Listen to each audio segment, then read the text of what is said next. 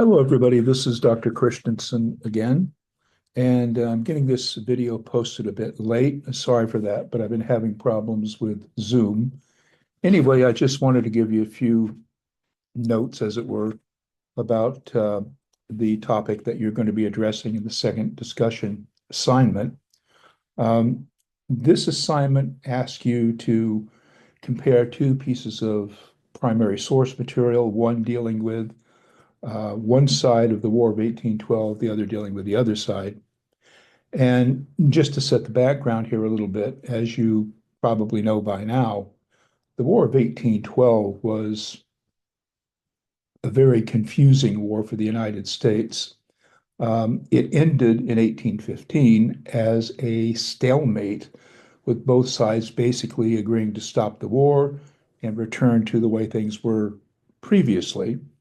The main reason that Americans, of course, went to war with Britain had to do with Britain's practice of seizing neutral ships in the Atlantic Ocean. So American ships traveling, let's say, to France for trade purposes or to any other port in Europe were subject to being stopped on the high seas by the British and having their cargo confiscated and perhaps even some of their sailors forced into the British Navy. This had been going on for a long time through the Jefferson administration and the Adams administration before Jefferson. And so James Madison, who was the president when the War of 1812 happened, he uh, was stuck in a position of trying to decide what to do about this practice on the part of the British. The British, for their part, were engaged in this kind of activity not because they wanted to hurt the United States, but because they were in a life and death struggle with France. And at this time, by the time Madison is president, Napoleon Bonaparte was the emperor of France and actually the dictator of most of all of Europe. So anyway, that was the main source of the friction between the US and Britain that led to the war. But there were other factors. A group of young politicians sort of came of age during this period of time, and most of them were from what was known at the time as the West. We wouldn't consider it to be the West today.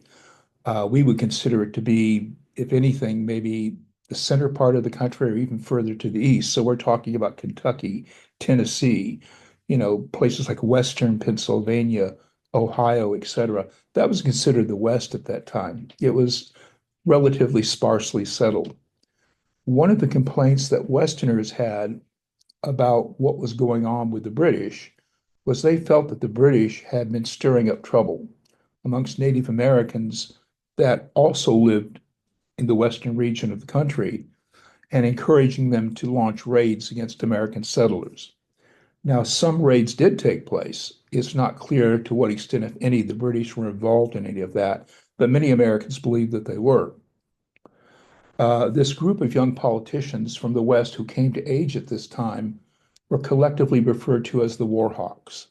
They wanted the country to go to war with Britain, both to stop Britain from its practice of interdicting our ships on the high seas, but also with the hope that the United States could finally put an end to really the Native American population in the western part of the country. And also, they hoped that they could get Canada. Again, this was a dream among some Americans that hadn't come about during the Revolution when we first tried to convince the Canadians to come in on our side. And so during the War of 1812, the run up to it, there were those, the War Hawks in particular, who thought that if we went to war with Great Britain, we might be able to pick up all or part of Canada. Well, none of that happened, of course. Ultimately, as I said, the war was a stalemate. The other thing about this war that's more important in terms of its long-term ramifications is it revealed the sectional divides that were in the country. One of the things that President Washington, in his farewell address, had advised the American people to do was to be careful of sectional differences. In other words, you had the Northeast, you had the South, you had what was being called the West, three different sections of the country. all of which had slightly different interests when it came to politics and to economics and business relations. And even at the time of Washington, it was obvious that those sectional differences could, if not handled properly, tear the country apart. And in the War of 1812, we see this happening to some extent. It was the northeastern part of the country, New England in particular, that was opposed to this war. The West supported it, the South supported it, but the Northeast did not. And the reason they didn't is because the shipping industry in the country was primarily located in the Northeast. And they felt that the war would be bad for shipping and that it was really a ploy on the part of Southerners to pick up territory, to cement the institution of slavery in some way. They saw it as something that favored the South, maybe favored the West, but came at a cost to the Northeast. Now, politically speaking, if you go back and remember Washington's presidency, we saw the emergence of two main political parties, the Federalist Party and the Jeffersonian Party, sometimes also called the Democratic Republican Party. During the period from Washington up through Madison, the Federalist Party had lost support steadily. The only Federalist president we ever technically had was John Adams, and he was a very unpopular president. The party that really dominated in the country was the Jeffersonians, and they were pro-war for the most part, pro-war against Britain at this time.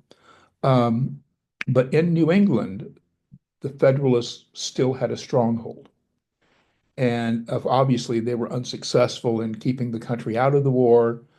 They were unsuccessful in getting the country to stop the war before 1815.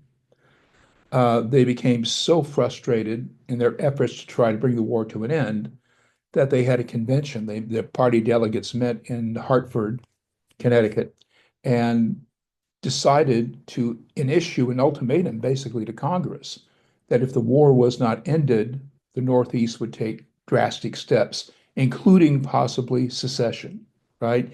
And this is the first time that the idea of secession is really publicly raised, okay?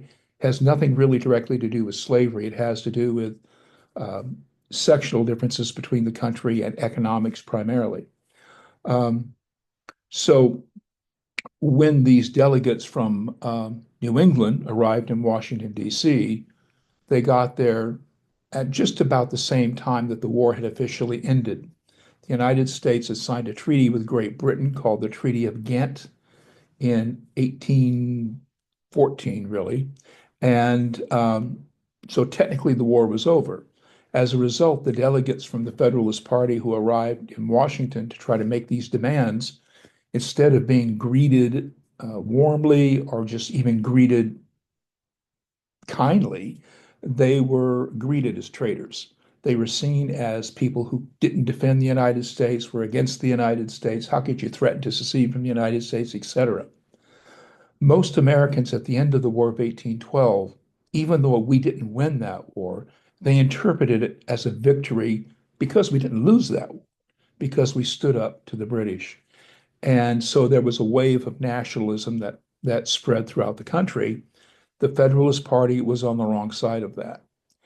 Now, part of what would happen then after the war was over in the years following is that the Federalist Party would get smaller and smaller and simply cease to exist. So for a period of time after the War of 1812, we really only had one significant political party. That was the Jeffersonian Party.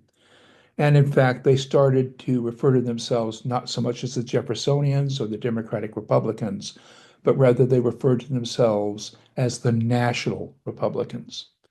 That would be the case until 1824, when there was a very controversial election, which broke this party system up, ultimately into two parts again. But we'll get to that later on. But anyway, focusing on the War of 1812, this war is important primarily, I think, because it raises this issue of sectionalism and it shows how dangerous that issue could be.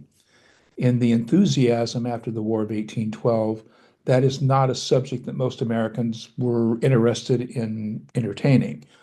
But that sectional tension between that existed in the country was something that wasn't going to go away. And over time, the economic and cultural differences between the southern states and the western and the northern states would become so great that it would lead to the Civil War in 1861. But that's getting ahead of ourselves. So as you look at the primary sources for this discussion, bear in mind what's going on. What is it about the New Englanders that they're so upset about? Um, the people that supported the war, why did they support the war? Do you see any inconsistencies in the positions of either side as they're expressed in the reading material that I've asked you to look at? Anyway, so that's just a short introduction. I'm sure most of this you already know from reading the book, but these are things I'd like you to think about as you address the prompt for the discussion assignment. Okay, well, thank you for listening. I appreciate it. This virtual background is not my apartment. I wish it was, but I couldn't get the Chafee picture up on my screen, so that's why this virtual background is the way it is. Anyway, folks, that's it. And if you have any questions, as always, please remember you can contact me through email or you can call me if it's an emergency. And if you want to, we can meet directly, well, not face to face physically. We can do that if it's really important to you. But since this is an online course, if you want to talk to me face to face, we can have a Zoom meeting and do it that way. And if it's really, really important and you need a physical sit down at the college campus, I can arrange that, but hopefully things won't get to the point where you need to do that. But if you do, that's an option as well. Okay. And again, if you have any questions, please let me know. So I hope you enjoy the rest of your day. And again, thank you for listening.